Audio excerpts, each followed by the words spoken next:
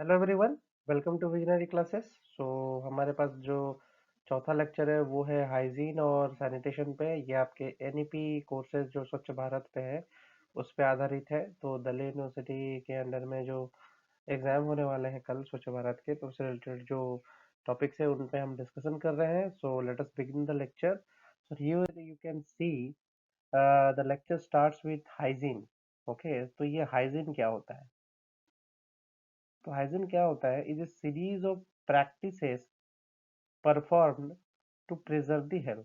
ठीक है, प्रैक्टिसेस मतलब क्या है कि आमतौर पर जिंदगी में हम लोग कुछ चीजें कर रहे हैं जिससे कि हमारा जो हेल्थ हो वो अच्छा रहे, स्वस्थ रहे हम लोग। ठीक है, तो वही बोलता है स्वच्छता स्वास्थ्य को बनाए रखने के लिए की जाने वाली प्रथाओं की एक श्रृंखला है।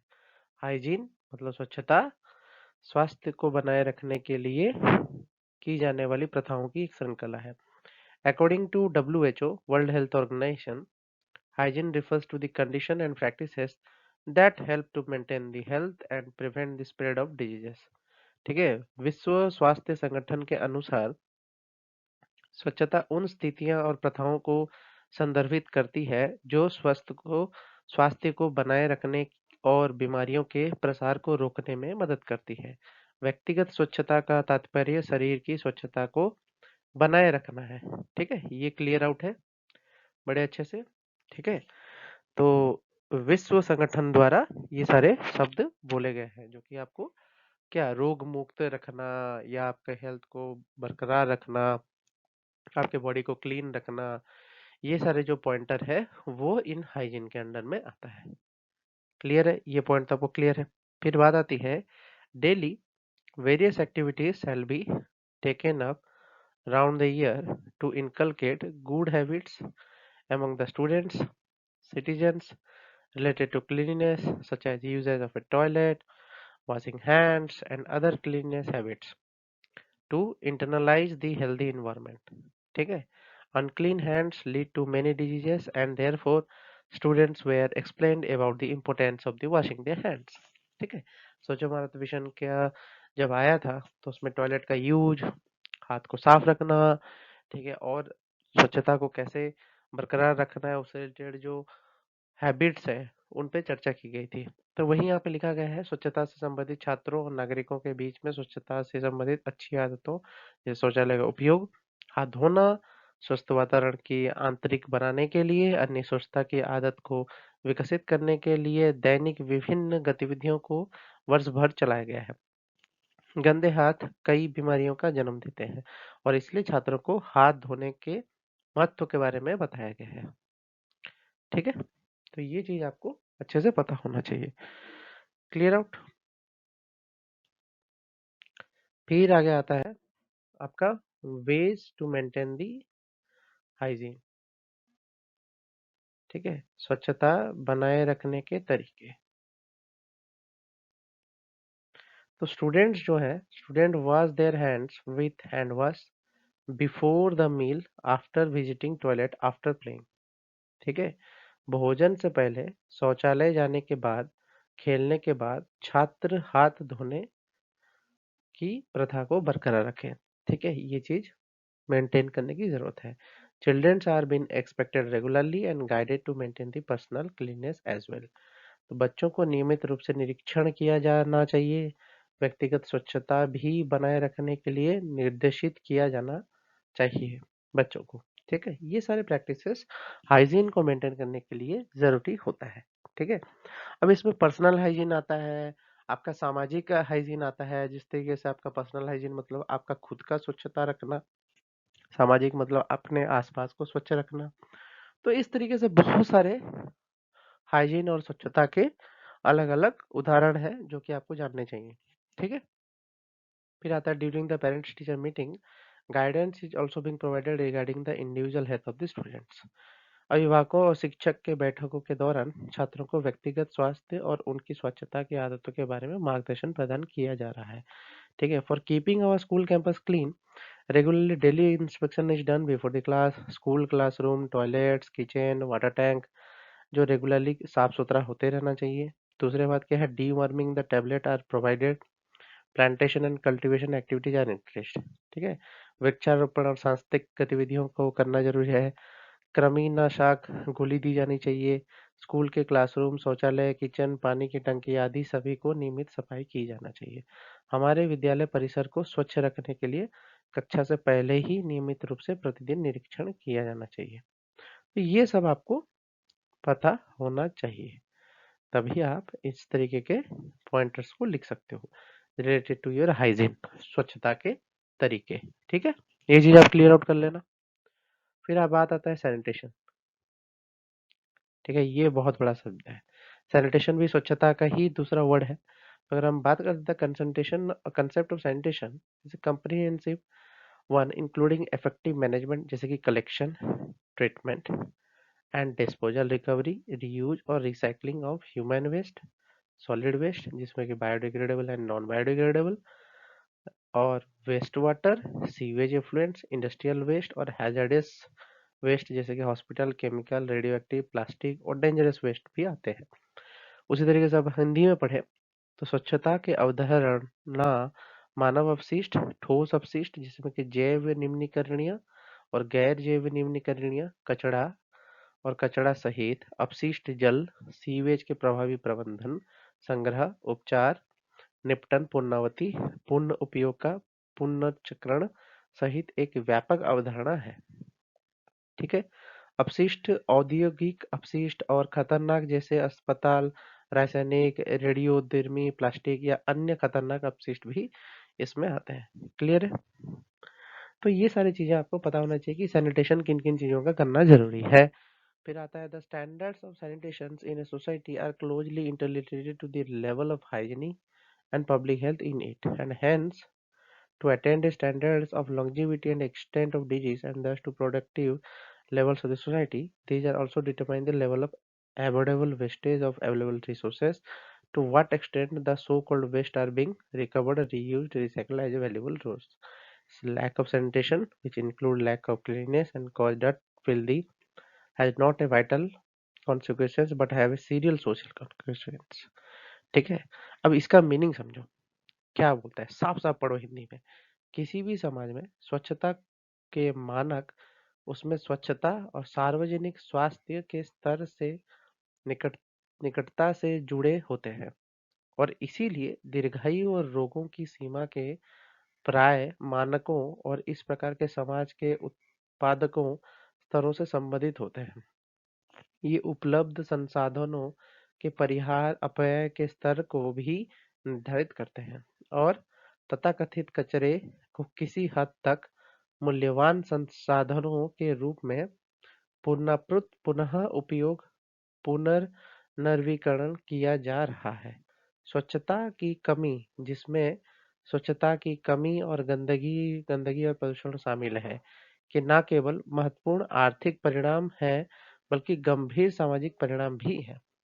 तो इन सब चीजों के बारे में पता होना चाहिए कि कहाँ पे गंभीर सार्वजनिक परिणाम है, कहाँ पे आपका महत्वपूर्ण आर्थिक परिणाम है। ठीक है, ये सब चीजों के बारे में आपको समझ में आना चाहिए। देखो, वो साफ साफ बता रहा है कि अगर गंदगी है, ठीक है, अगर आप स्वच्छता नहीं रख रहे हो, ठीक है, उसके वजह से जो भी पॉल्यूशन क्रिएट होगा, जो भी प्रदूषण होगा, वो आपको आर्थिक परिणाम पे कोई असर नहीं होगा बल्कि सामाजिक परिणाम ज्यादा खतरनाक होगा। सपोज करो कि कोई इंसान बहुत ही धनवान है, बहुत पैसे है उसके पास, बट वो बीमार पड़ जा रहा है, तो उसका आर्थिक ऑटोमेटिकली हैम्पर हो रहा है, तो सोसाइटी में बीमारी फैलने का डर रह सकता है। इसीलिए हमको कभी भी वेस्ट को ज्यादा से ज्यादा पैदा नहीं करना चाहिए। ठीक है, वही वो समझा रहा है कि वेस्टेज को रोकने का तरीका ढूंढना ही चाहिए to maintain the longevity of life. Clear है? ये सब सैनिटेशन के पॉइंटर है, आप हिंदी में अच्छे से इसको पॉइंट वाइज लिख देना। फिर आपका बात आता है sanitation background in India. India में क्या क्या बैकग्राउंड रहा है सैनिटेशन। देखो, रूरल सैनिटेशन प्रोग्राम जो था भारत में was introduced in 1954 as a part of first 5 year plan of the government of India। कब आया था? 1900 कब? 54 पे। ठीक है, 1954 पे first 5 year plan of government of India के तौर पे आया था, 54 पे। तो भारत में ग्रामीण स्वच्छता कार्यक्रम भारत सरकार की प्रथम पंचवर्षीय योजना के भाग के रूप में शुरू किया गया था। फिर बात आता है 1981 में census revealed rural sanitation coverage was only 1%। 1981 में तो सिर्फ 1% था। International brigade for drinking water and sanitation during 1981 began giving emphasis on rural sanitation। ठीक है, ग्रामीण स्वच्छता के ऊपर ज्यादा ध्यान देने की बात की गई थी। Government of India introduced central rural sanitation programme CRSP in 1986 primarily with the objective to improve the quality of life of rural people and also provide privacy and dignity to the women। ठीक है, इस चीज की तो बात की गई थी इस प्रोग्राम के तहत। From 1991 a demand approach was total sanitation campaign। total emphasized more on the information, education and communication, human resource development, capacity development to increase the awareness among the rural people and generation of the demand of sanitary facilities। sanitary facilities को बढ़ावा देने के लिए, educate करने के लिए लोगों को, जो टोटल सैनिटेशन कैंपेन था वो आया था। ठीक है, वही चीज यहाँ पे हिंदी में लिखा हुआ है, तो ये इस चीज को आप पढ़ लेना, इसमें कोई बड़ी बात है नहीं। अंतर्राष्ट्रीय दर्शक और CSRCB केंद्रीय ग्रामीण स्वच्छता कार्यक्रम के बारे में जो भी हमने शब्द बोले ऊपर में, जो भी समझा है उसी चीज से रिलेटेड यहाँ पे भी लिखा हुआ है, तो हिंदी वाले जो भी स्टूडेंट्स हैं वो सब के सब यहाँ से पढ़ सकते हैं। क्लियर? तो ये पोर्शन क्लियर हो जाएगा, आगे चलते हैं। ये भी वही है, संपूर्ण अभियान TSC के तहत मांग संचालित दृष्टिकोण ने सूचना और शिक्षा संचार IAC मानव संसाधन विकास क्षमता विकास गतिविधियों पर ग्रामीण लोगों और पीढ़ी के बीच में जागरूकता बढ़ाने के लिए अधिक जोर दिया है, जो कि यहाँ पे बोला है। फिर बात आता है this people enhance the capacity to choose the appropriate option through alternate delivery mechanism as a economic conditions. Financial incentives were provided to below poverty line households for the construction and usage of household latrines in recognition with their achievements। ठीक है, बहुत simple है। इसने लोगों को अपनी आर्थिक स्थिति के अनुसार विकल्प वितरण तंत्र के माध्यम से उपयुक्त विकल्प चुनने की क्षमता को बढ़ाया है। ठीक है, गरीबी रेखा के नीचे परिवारों को उनके उपलब्धियों की मान्यता से व्यक्तिगत घरेलू शौचालय के निर्माण और उपयोग के लिए वित्तीय प्रोत्साहन प्रदान किया गया है। मतलब पैसे देने की बात चल रही है, जो भी बिलो पॉवर्टी लाइन के लोग हैं, जो कि गरीबी रेखा से नीचे स्तर पर हैं, उन सबको अपने घर बनाने के लिए, कंस्ट्रक्शन के लिए और साथ ही साथ इंडिविजुअल सबके घर में अलग अलग शौचालय लैट्रिन बनाने के लिए सुविधा प्रदान की गई थी।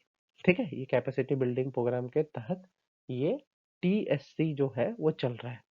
क्लियर? फिर बात आता है to generate the awareness on sanitation, first Nirmal Gram Puraskar were awarded to recognise the achievement of that efforts made at gram panchayat level. GP जो है ग्राम पंचायत है, ग्राम पुरस्कार लेवल जो है ग्राम पंचायत लेवल पे फुल सैनिटेशन कवरेज करने के लिए अदर इंडिकेटर्स जैसे कि ओपन डिफेकेशन फ्री, मतलब खुले में शौच करना रोकने के लिए, ये सब के देखते हुए किसी भी गांव को, किसी भी ग्राम को अवार्ड देने की बात की गई थी। ठीक है, सैनिटेशन के तौर पे है। तो while the award gained popularity in bringing about the desire in the community for attaining Nirmal status, there have been issue of sustainability in some of the awardees groups। ठीक है, इसके लिए बहुत सारे लोगों ने पॉजिटिव रेस्पॉन्स तो दिया ही, अच्छा सोचा, बट कहीं ना कहीं पे कुछ इश्यूज और भी आए जिससे सैनिटेशन से रिलेटेड पहुंचा है। ठीक है, तो आगे हम बात करते हैं। तो स्वच्छता पर जागरूकता पैदा करने के लिए, पूर्ण स्वच्छता कवरेज सुनिश्चित करने के लिए, खुले में शौच मुक्त ग्राम पंचायतों के अनेक संकेतों को प्राप्त करने के लिए GP स्तर पर कई उपलब्धियों और प्रयासों को मान्यता देने के लिए पहला निर्मल ग्राम पुरस्कार प्रदान किया गया। जबकि इस पुरस्कार ने निर्मल स्थिति को प्राप्त करने के लिए समुदाय में एक इच्छा पैदा करने के लिए लोकप्रियता हासिल की, वहीं कुछ पुरस्कार प्राप्त ग्राम पंचायतों में स्थिति के मुद्दे रहे। ठीक है, कहीं कहीं पे तो मुद्दा रहा ही है, हर जगह को तो अचीव करना पॉसिबल नहीं है, तो कहीं कहीं पे तो मुद्दा रहा ही रहा। ठीक है, तो ये निर्मल भारत अभियान जो था, that was success of TSC was launched in 1/4/2012। The objective was to accelerate the sanitation coverage in the rural areas so as to comprehensively coverage the rural community through renewed strategy and saturation approach. ठीक है, तो ये तो आपको समझ में आ रहा है। बट आज के डेट में सैनिटेशन कवरेज की बात करें तो आप और क्या पॉइंटर्स ऐड कर सकते हो? ठीक है, इसमें अगर और भी कुछ पॉइंटर ऐड करना है तो स्वच्छ भारत अभियान के वेबसाइट में जाओ और कितना 2014 से लेके अभी तक का जो स्तर है, कितने घरों में टॉयलेट की व्यवस्था, कितने घरों में तुम्हारे ओपन डिफेकेशन फ्री विलेजेस का हो गया है आफ्टर स्वच्छ भारत अभियान, वो सब चीजें भी इसमें लिखने की जरूरत है। ठीक है, जरूरत पड़ेगा तो वो सब पॉइंटर्स भी इसमें डाल दो, 2-3 पॉइंट इसमें डाल दो। That I will give you in separate video, जहाँ पे मैं तुमको अलग अलग ग्रामीण और जो अपना सिटी वाले योजना के बारे में बताऊंगा स्वच्छ भारत का, वहाँ पे मैं बताऊंगा आपको। बाकी आई होप कि सैनिटेशन और हाइजीन वाले जो टॉपिक हैं वो सब कवर आउट हो गए हैं यहाँ पे। तो जिन किसी को भी डाउट्स है they can comment me in the box, and all the best for the upcoming exam. Have a nice day.